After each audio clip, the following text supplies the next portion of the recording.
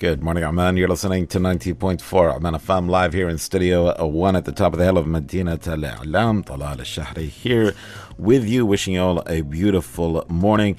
And we have joining us right now, it's been a very busy show so far, Master Life Coach Hyesha Barrett is back. Morning, Hyesha. Good morning. We also, of course, have Tuqa Al-Lawatiya joining us here. You heard her read the news earlier.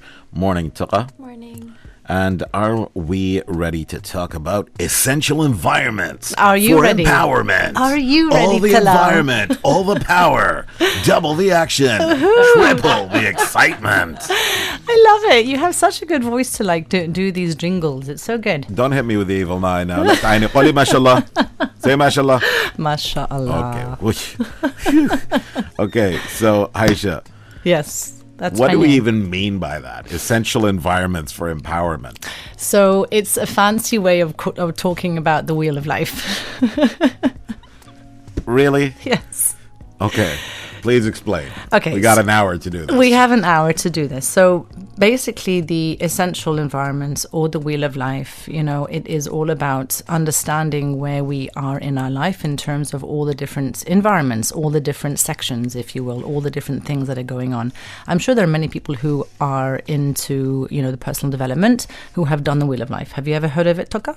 You can tell me. I'm surprised you haven't heard of it. Okay, so maybe if you talk more about it, it will ring a bell. Okay, so basically, I'll describe it a little bit, and then we'll go into more details about it. But basically, it's a personal development and coaching tool used to help people take a snapshot of their life, to see where they feel balanced, to notice where they feel out of alignment, and to decide where to focus their energy. Okay, so you can think of it like a life audit, but in a simple, non-overwhelming way. Okay, so it's literally drawn as a pizza, and you can divide it into sections. And so each slice represents a key area of your life. And the common categories that you have out there are health and fitness, our career and work, our finances, relationships, family and friends, personal growth. Number 7 would be fun and recreation. 8 would be spirituality and purpose. 9 would be home environment. And 10 would be contribution to society. And there's other things as well that we can add to that, which would be your network. And your network, remember guys, is your net worth. We hear that a lot in the personal development world. And with surrounding that pizza would also be your belief system. And then the people who also help you, which is your support team. Because the thing about the belief system is that depending on what you have learnt and understood throughout your whole life will create your beliefs, right? We say this a lot.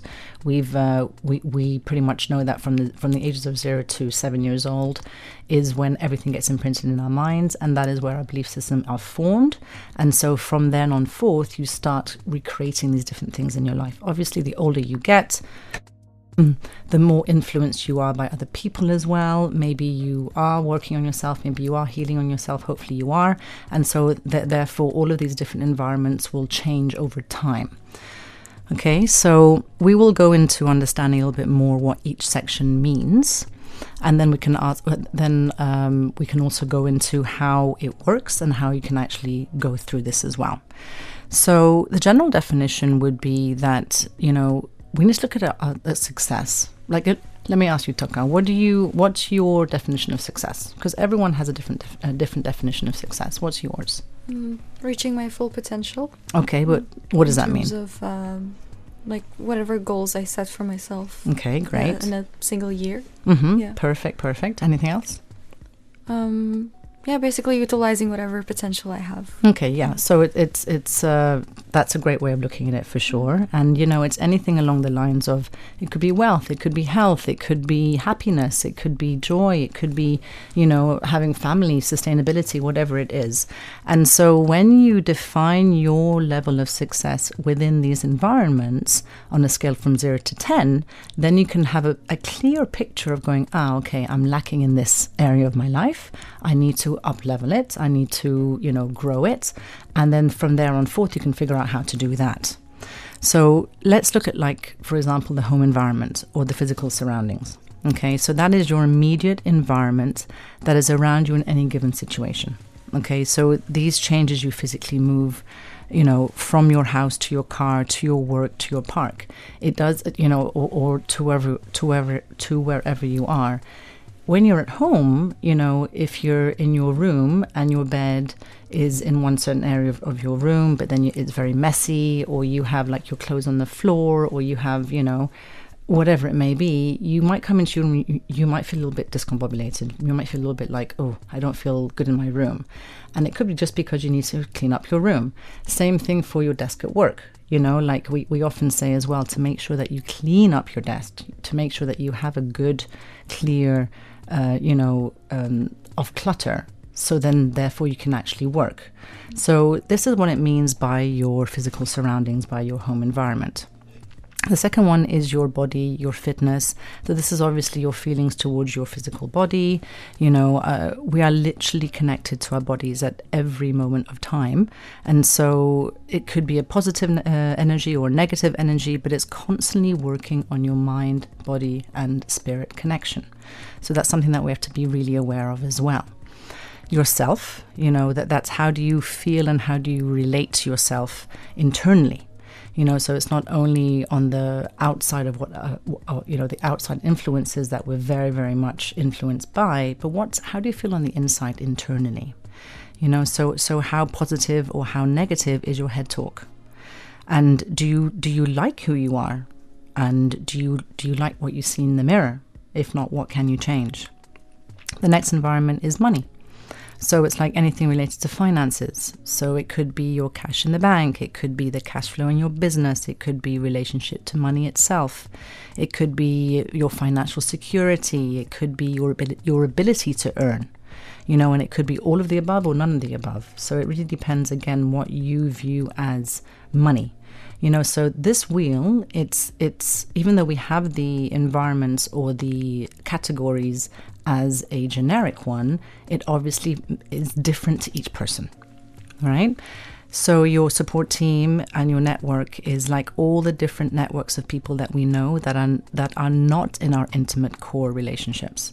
So it's not your family, it's not your friends, but the people who work around you. You know, like you really learn from them, and you can really get some information and some influence from them as well. And nature is also a big importance as well. So how do you relate to nature? You know, generally being outdoors is what I'm referring to. But for some people, it could be just doing outdoor activities. You know, for others, it's about spiritual connection to Mother Earth and to live within her energy as well. And the other thing that we talk about is spirituality. You know, are you aligned with a higher purpose? Are you aligned with the universe? Are you aligned to God? And so, in essence, these are the things that we refer to when we talk about the Wheel of Life. So, yeah. Any questions so far before we go into it further? I mean, I got a question that just arrived on our Instagram. Yeah. It's not for you though. Okay. Okay. It's. I think it's for me. 1 second. Okay.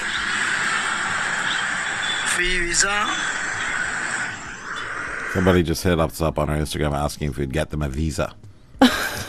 Free visa? No visa, buddy. Sorry. As in, like when they work here? Like they want to come to Amman, and they just said, "Hi, is there a visa?" Does that ever work? Sorry. But this person's trying to better their environment. That's what's happening. I love that. Know? That's great. Empower themselves.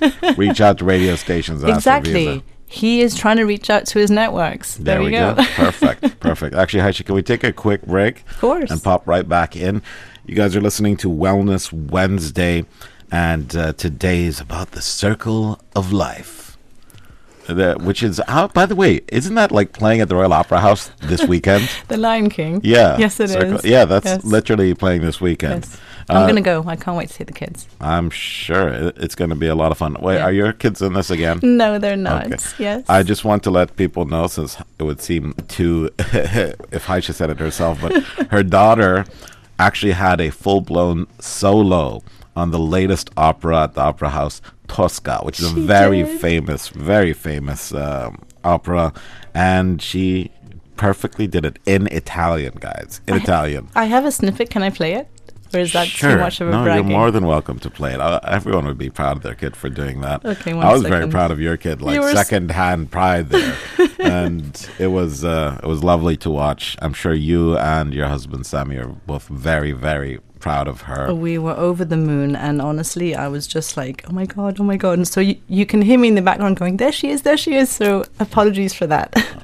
Should I play? Please. Okay. There she is, there she is.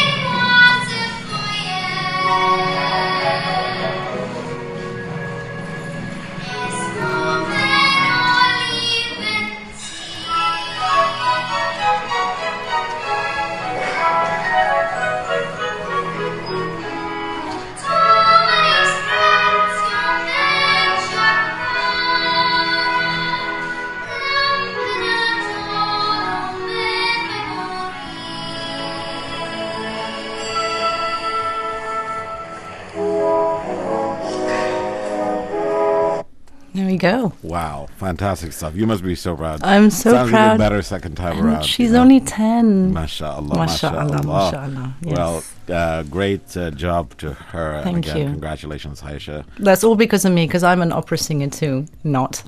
I sound like a dying At least cat. there's some talent in the family. Okay, so we're going to be right back, guys.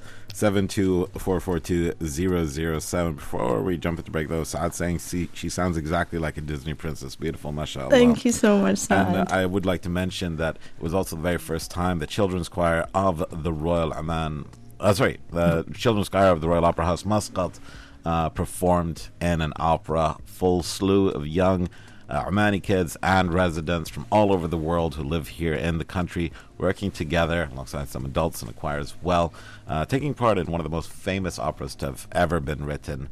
So it was a very cool moment for the Opera House, and good job. Big shout out to everyone who took part in it. We will be right back. Get on track with Hyesha Barrett on Jumpstart from 8 to 9 a.m.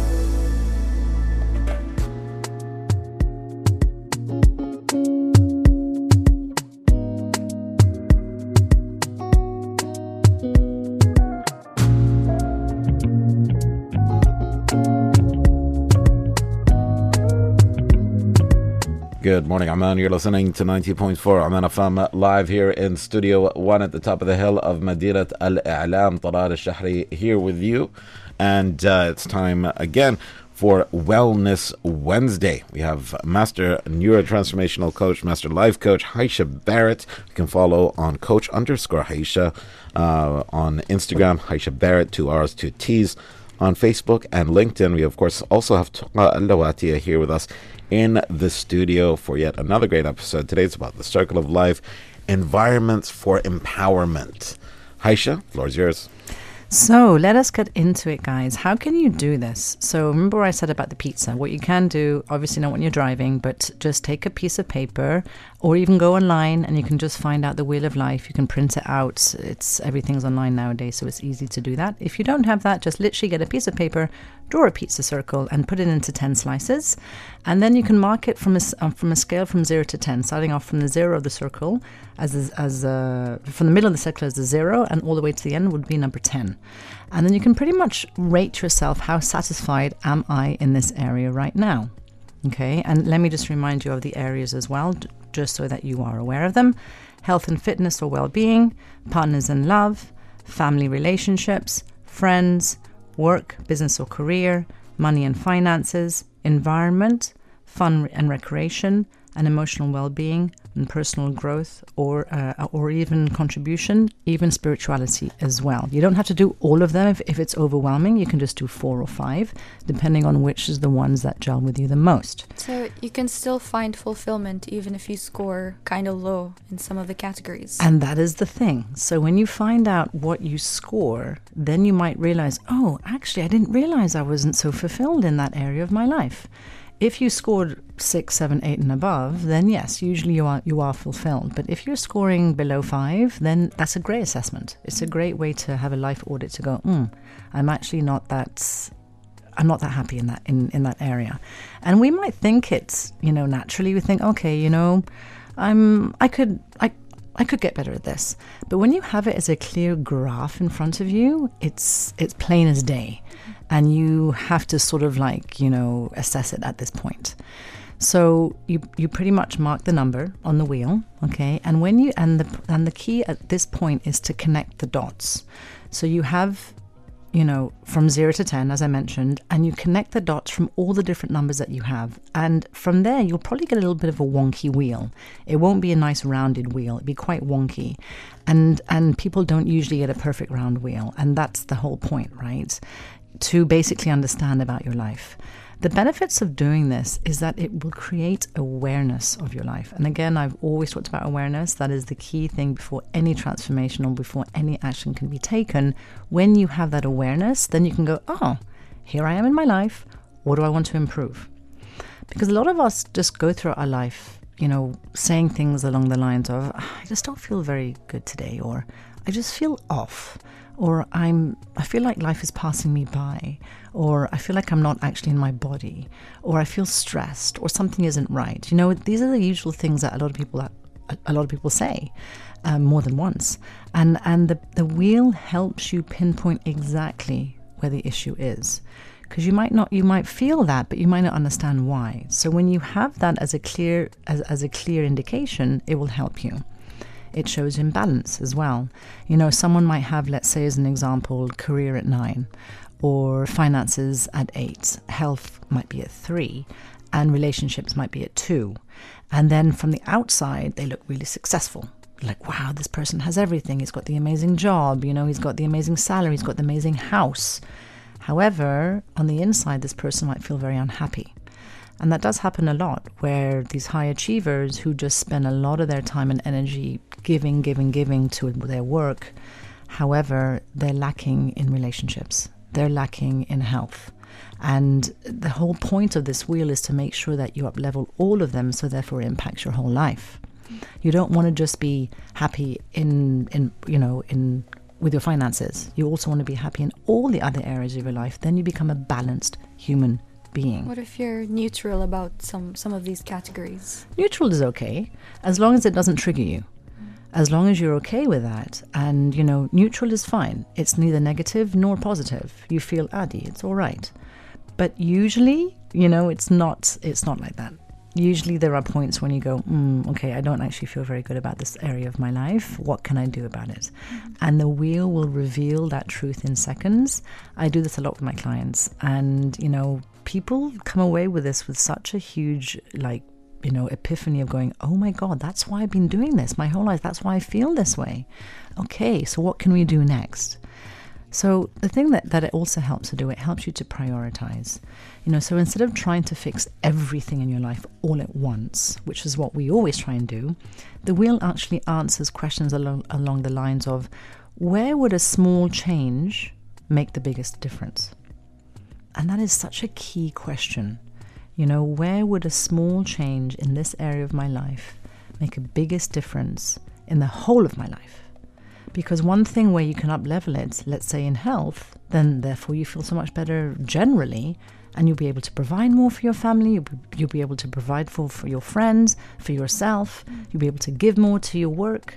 So it really, really does help to enhance all other areas of your life. Is there a hierarchy of importance? Certain categories being more important than others? So it really depends on you. And this is why the wheel is very, very, it's very personal. Because, for example, for me, maybe relationships is much higher than, let's say, career or let's say money. But it could be the opposite for you. Maybe you'd like to have more, actually, I'd like to answer that question. For you, what would be more, on a higher scale? Would it be career? Would it be relationships? Would it be wealth? Would it be health? Health is a big one. Health is a big one, absolutely. And so therefore that would be so much more on a higher hierarchy for you, as opposed to, let's say, another environment that you probably think, okay, you know what, I don't mind if it's a 2 or a 3. But also understanding if it's a 2 or 3, it will impact you as well. And so not only does it create awareness and also create, an understanding and a roadmap of where to go, it will turn your feelings into action. So it will move people from feeling like, oh, I'm so overwhelmed with life, to, you know what, this is okay. This is an area that I'm going to work on first. And then that becomes your roadmap to make sure that you are changing those areas to enhance the other areas, if that makes sense. Yeah. And it also encourages self-reflection, which is what is so key in everything in our life, especially in personal development and especially to understand ourselves as well. People rarely pause and ask the question, am I really happy with my life? Am I, what really actually matters to me? Am I living in alignment with my values? And values are along the lines of, are you happy? Are you fulfilled? Are you satisfied? Are you determined? Are you persevere? Do you persevere? All of these things are amazing values that we always live our life in accordance to. But if we don't live our life in accordance to our values, we tend to get sad. We tend to get depressed. We tend to get, resentful and hateful. Exactly. And so taking the time to understand your values is very important. That's another exercise that I do with my clients as well. It's a 2-hour session, and we really go deep into understanding your values. And I ask questions along the lines of, why is that important to you? Tell me more about that. When we understand why things are important to you, you get to a higher level of your value, and that is pretty much what drives us to do things, when negatively or positively as well. We have to look at it from both stance. But why are there people who refuse to do the work, to invest in their personal development and reflect on these things? What causes this resistance? Because people are afraid to go deep. People are afraid to open up. People are afraid to realize, oh God, I'm actually not in the best place of my life, and damn, I have to do the work. And that's hard. It is hard.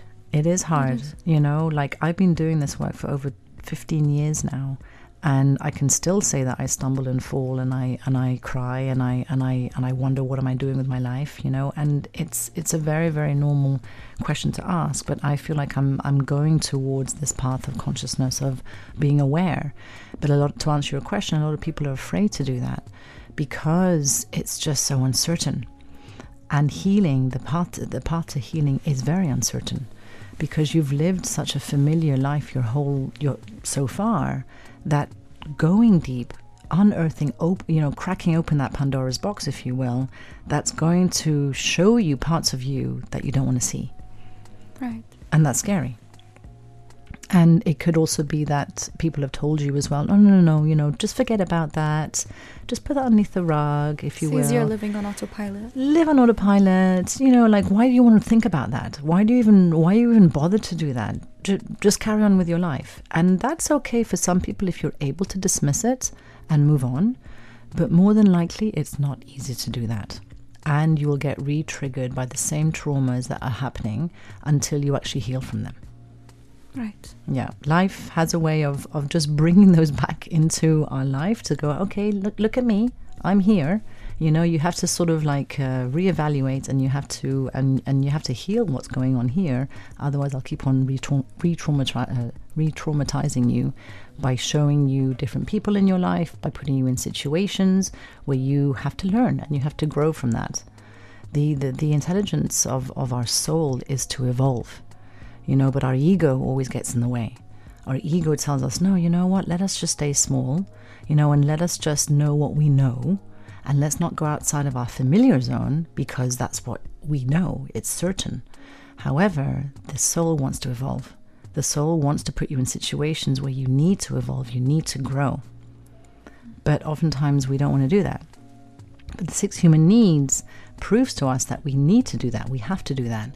And that's certainty, where we feel like we want to be certain about many things in life. That's why we like routines.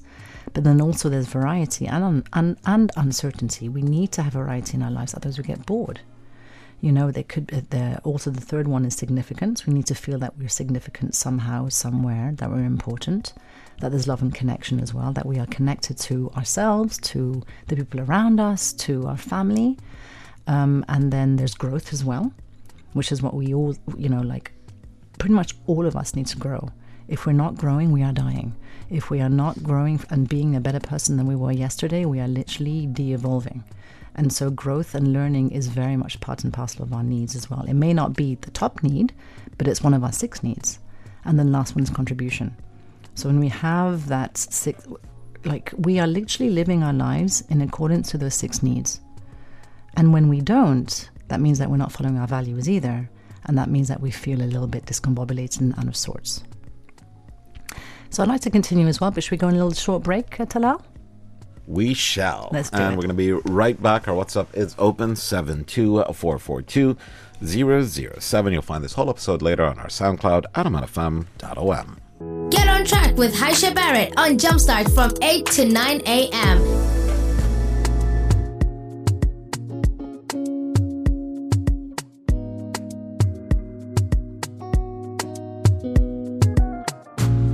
Good morning, Aman. You're listening to Jumpstart on 90.4 live here in Studio 1 at the top of the hill of Medina Al-A'lam. Talal al-Shahri here with you, and it is Wellness Wednesday with Master and Life Coach Hyesha Barrett.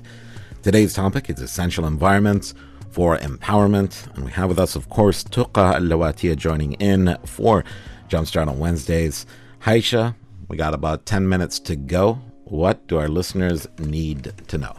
Okay, so let's continue in the benefits, and then I'll give you a little how to do that before we wrap up the show. So it's understanding the areas of your life, the categories of your environments. It's very motivational. It's non-judgmental. You know, you need to come from it from a non-judgmental place, which is why doing it with a coach or doing it with a support system is good. Don't do it with someone who you feel is going to judge you for that, and be very real with your answers. You know, there are no right or wrong scores. It really isn't about perfection at all. It really is about understanding, so being aware, and then making a choice, and then eventually having small improvements. Okay, so it really isn't about anything other than that. So I would encourage you to, you know, to do that, you know, and it's like a reality check. So you can draw a circle, divide it into 8 or 10 slices, label the areas of your life, and score each one honestly. Okay, and then ask one powerful question. Which area, if I improved it even slightly, would improve everything else? Because that's extremely important, and then that will become your focus for the month. Don't try and up-level everything at the same time. Focus on the one thing that you believe will really, really impact everything else, and what can you do in order to make sure that you keep on doing that. Remember, small incremental steps done daily over time will lead to long-term success. But if you and also as well, if you fall off the bandwagon one day or not, it's okay. Get back on it. But have that wheel in front of you, on your desk, on your mirror, wherever you see it every single day, and therefore it can be that motivation for you to improve. Okay? I'm curious, Hyesha, Yes. what's the category you prioritize the most? So, Why? So for me, it's definitely relationships, because I'm a coach.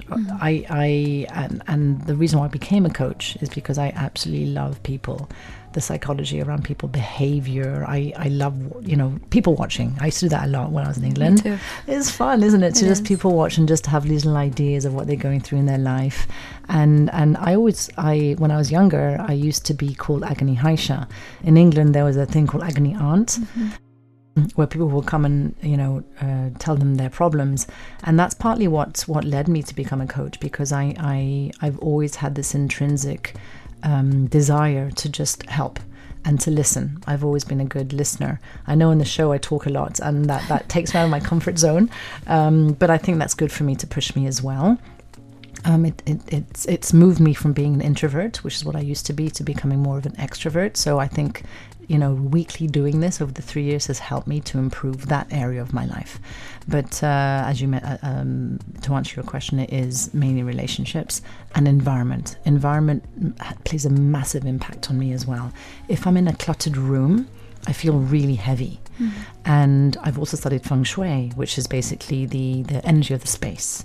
So when you and I can ask you this question as well, Tuka, if you walk into a room, you can feel it, right? Like, do you feel good around in the room, or you feel like, oh, there's something not quite right here, right? And we all have that, because it's the energetic feel. You know, it's the things that we can't even describe or even talk about. And the same applies with people. You know, you might meet someone and think, oh my God, I love this person, and I don't even know this person. I feel so connected to this person. It's just a gut feeling. It's a gut feeling. It's an instinctual, animalistic feeling that you get. And the same thing applies to when you meet someone, you go, oh God, I really, really don't feel good around this person. I don't know what it is, because this person seems very nice, but there's something that doesn't vibe well. There's something that doesn't gel well. Do you think we should be attuned to that feeling? Oh, very much so. Because sometimes it can be inaccurate. The thing is, it can be inaccurate if you get in your head. If you really, really connect to your body and your instinct, your gut feeling, as you mentioned, that never lies, ever, because you're more in tune with your feminine side. You're more in tune with the side of you that really, really is not only creative, but gives you that voice of wisdom. But more than often, we get into our heads, which is more the logical side. Because I've seen cases where people use their gut feeling as their main reference or voice of authority, and I feel like they can be really inaccurate with their judgments, and it's unfair to that person. I completely agree, and people might use that as an excuse. Oh, but I'm going with my gut feeling. But are you really? Are you really, really going with your gut feeling? Yeah, and sometimes they use that to, like, for fear-mongering, to get other people to switch on that particular person. Yes. So it doesn't sit right with me. It doesn't sit right with me either. And when people do that like that, eventually it will not sit right with them either. Because when we come about it from a wrong angle and wrong intention, things will always, eventually either blow up in our face, or eventually lead us down the wrong path, or lead us back to, to having to deal with that again. It will not lead us to clarity. It will not lead us to what we intend for. So I really encourage people out there, when you do say, I'm going with my gut feeling, to not just say it as a point of reference and just throw it out there willy-nilly, because it actually has a lot of power. Your body has a lot of power, has a lot of inner wisdom. That's where God lies, I believe. That's where our truth really, really resides. But when we just say it for the sake of saying it and just throw names out there, like everyone nowadays says, oh, you're a narcissist, or look at you, you're gaslighting. But it's not. Words have a lot of weight.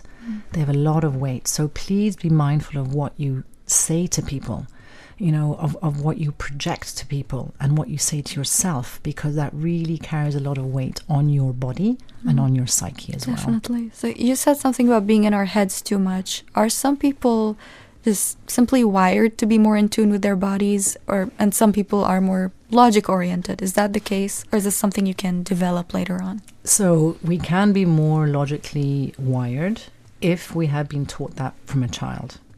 And if we have also, received evidence and praise for being in our head, for being logical, for being academically driven, for being more left-brained. However, when we were not born in our left brain. We were all born in our emotional body. Look at children. I don't know if you've ever been around children. They 1 second they're happy, 1 second they're sad, 1 second they're angry, 1 second they're frustrated. They are just in their bodies the whole time. They're not logical at all. I mean, it has a lot to do with the fact that their prefrontal cortex hasn't come online, of course. However, as adults, what we tend to do when we grow up, and that's in air quotes, is that we want to.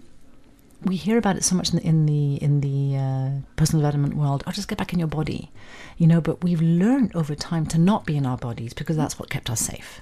Yeah. However, when we go back to our bodies and go, okay, I can just feel how I feel, name what I feel, put an emotion to that, and then therefore you'll be so much more in tune with actually how you are in life.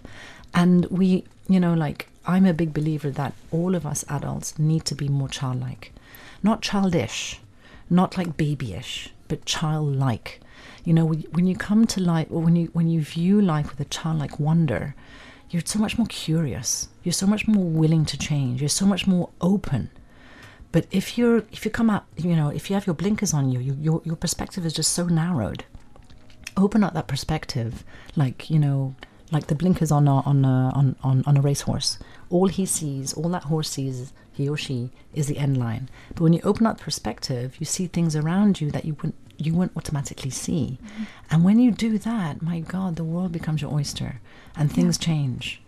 So yeah, it's, to answer your question, it is very, very, very possible to change, even if you're on the opposite like side of the spectrum, very extreme. I mean, like very logic oriented. Yes, is it possible? It's possible as long as you're willing, and that's always the question that I come to you: are you willing, and are you curious to change, or are you too set in your ways?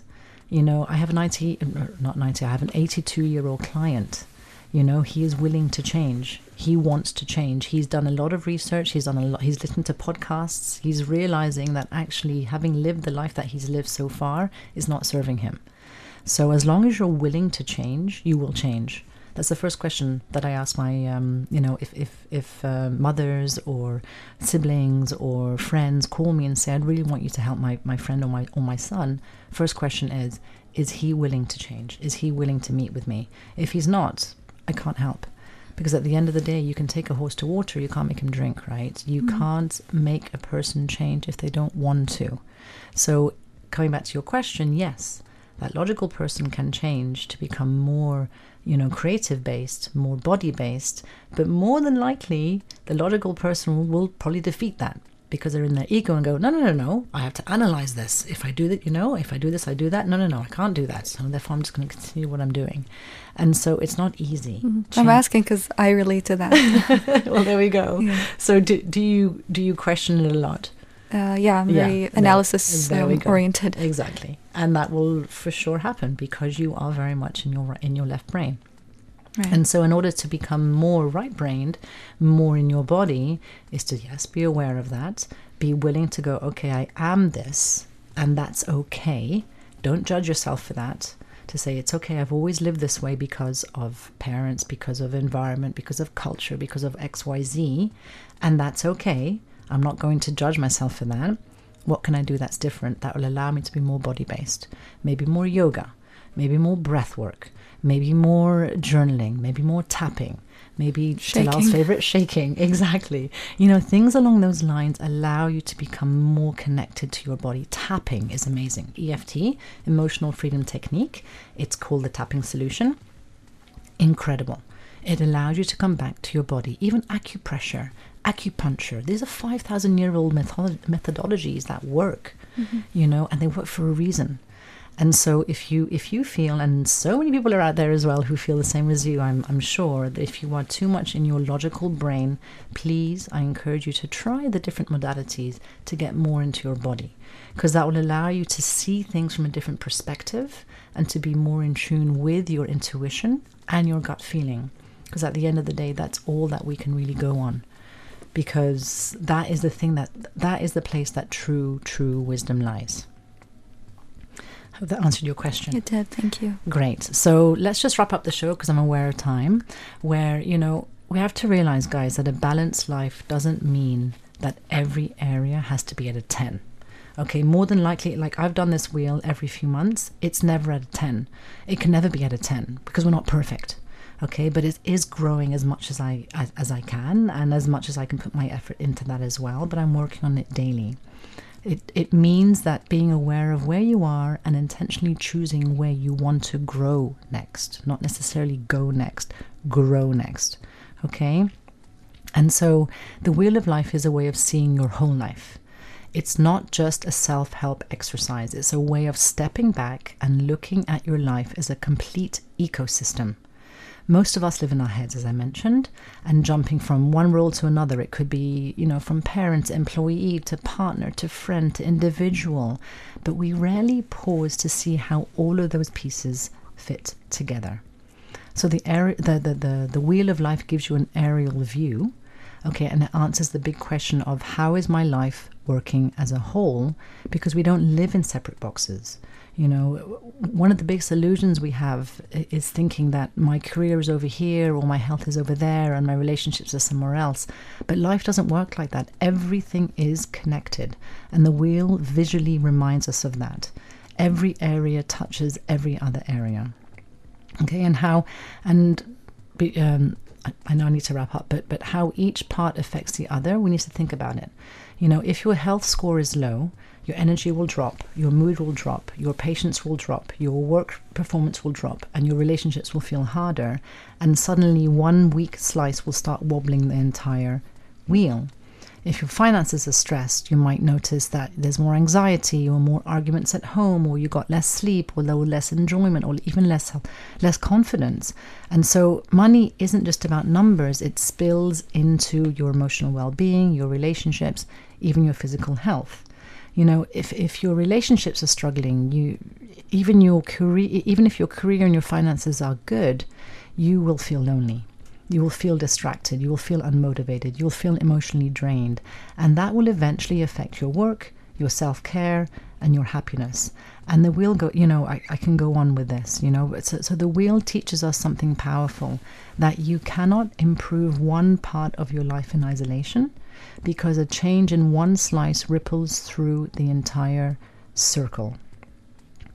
Okay, so that's in essence what it is. You know, like I can give you another real example, or I think we can end it, but I'll give you one more example. Say, for example, someone rates a 9 in career, an 8 in finances, a 4 in relationships, a 3 in health, and a 2 in fun. As I mentioned, the paper, they look successful, but on their wheel it's completely uneven, right? And so they might say, I don't understand why I'm unhappy even though I have a great job. The wheel gives them the answer that success in one area does not compensate for neglect in others. Okay, so that's in essence what it is. And one thing that I'd like you to take away from this as well is that I encourage you to do the wheel, be honest, not harsh. Pick one area to improve, make one small commitment, because small changes in one slice will create a big change in the whole circle. Okay, and so the Wheel of Life reminds us that we don't just have a job, a family, a body, or a bank account. We have a life, and every part of it deserves attention. Thank you so much. You're welcome.